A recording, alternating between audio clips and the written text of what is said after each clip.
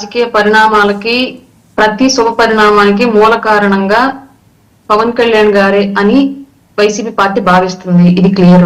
చాలా సందర్భాల్లో వాళ్ళ నాయకులైనటువంటి పెద్దిరెడ్డి రామచంద్రారెడ్డి గారు కానివ్వండి, అంబటి రాంబాబు గారు కానివ్వండి, గుడివాడ అమర్నాథ్ గారు కానివ్వండి, గంగి శ్రీనివాస్ గారు కానివ్వండి, వీళ్ళందరూ కూడా పవన్ కళ్యాణ్ గారి వల్లే మేము అధికారం కోల్పోయాము అని చెప్పేసి ఓపెన్ గానే ఒప్పుకున్న సందర్భాలు చాలా ఉన్నాయి. ఈ 6 నెలల్లోనే వాళ్ళు ప్రతి ప్రెస్ మీట్ లో విలేకరుల నుంచి ఎదురయ్యేటువంటి ప్రతి ప్రశ్నకి కూడా పవన్ కళ్యాణ్ గారి వల్లే మేము కోల్పోయాము మా అధికారాన్ని అని చెప్పేసి బాహాటంగానే ఒప్పుకున్నటువంటి సందర్భాలు ఉన్నాయి.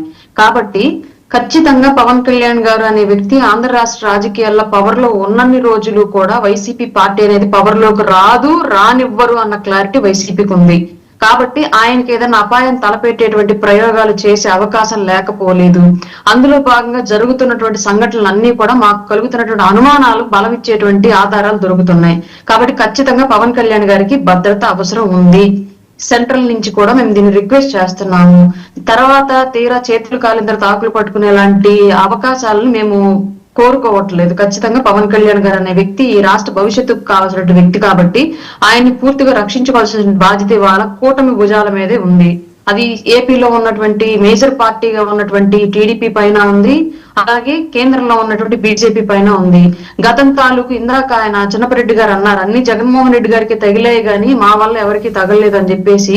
సార్, ఇది రాష్ట్ర వ్యాప్తంగా అందరికీ తెలుసు. జగన్మోహన్ రెడ్డి గారికి తగిలిన అన్ని కూడా జగన్మోహన్ రెడ్డి గారికి కావాలని తగిలించుకున్నారని. కోడికత్తి విషయంలో కానివ్వండి, గులకరాయి విషయంలో కానివ్వండి, వాళ్ళ కుటుంబంలో జరిగినటువంటి మరణాలకు సంబంధించి కానివ్వండి, ప్రతిదీ కూడా ఇవాళ సిబిఐ దాఖలు చేసినటువంటి ఛార్జ్ షీట్ లో క్లియర్ గా వాళ్ళ కుటుంబ సభ్యుల పేర్లే ఉన్నాయి తప్ప వాళ్ళు ఆ రోజు రాసినట్లుగా నారాసుర రక్త చరిత్ర అన్నది పెద్ద పెద్ద హెడ్డింగులతో రాశారు. అట్లాగే ఏ సిబిఐ ఎంక్వైరీ కూడా ఇతరుల మీద ఆ నేరాలను మోపలేదు, ఇతరుల ముద్దాయిలు ఎక్కడ తేల్చలేదు, వాళ్ళ కుటుంబ సభ్యులే ఉన్నారన్న విషయం తెలుసు. దీన్ని బట్టి మాకు ఇంకా అనుమానం బలపడుతున్న అంశం ఏంటి అంటే, సొంత కుటుంబ సభ్యుల విషయంలోనే అట్లాగా ప్రవర్తించినటువంటి వ్యక్తులు రాజకీయ వైరం ఉన్నటువంటి ప్రత్యర్థుల విషయంలో ప్రవర్తించరా అన్నటువంటి సందేహాలు మాకున్నాయి. కాబట్టి ఖచ్చితంగా మా అనుమానం అంతా కూడా పటాపంచలు చేయాల్సినటువంటి బాధ్యత ఈ కూటమిలో ఉన్నటువంటి అధికార పార్టీలు, అలాగే కేంద్రంలో ఉన్నటువంటి అధికార పార్టీల మీద ఉంది.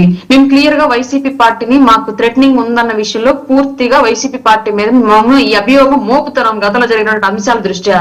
అలాగే ఇందాక ఆయన రాష్ట్రంలో భద్రతకి ఏం కరువు లేదు, మేము వైసీపీ టైంలో అందరూ సవ్యంగా రాష్ట్రంలో అన్ని పర్యటనలు చేసుకోగలిగారని చెప్పేసి.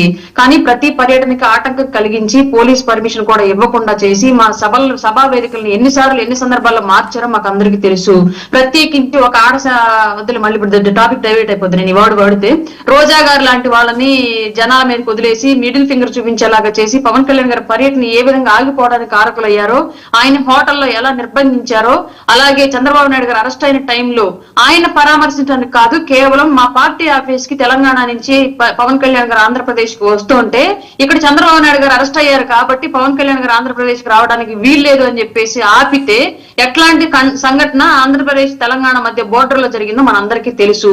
ఇవన్నీ ప్రజలు మర్చిపోలేదు, మేం మర్చిపోలేదు. ఇవాళ వచ్చి సుత్త కబుర్లు ఇక్కడ చెప్తే వైసీపీ తరపున కూర్చున్న వాళ్ళు ఎవరు కూడా వినడానికి మేము సిద్ధంగా లేము, ఆంధ్ర రాష్ట్ర ప్రజలు సిద్ధంగా లేరు. ఇవన్నీ గుర్తుపెట్టుకోండి.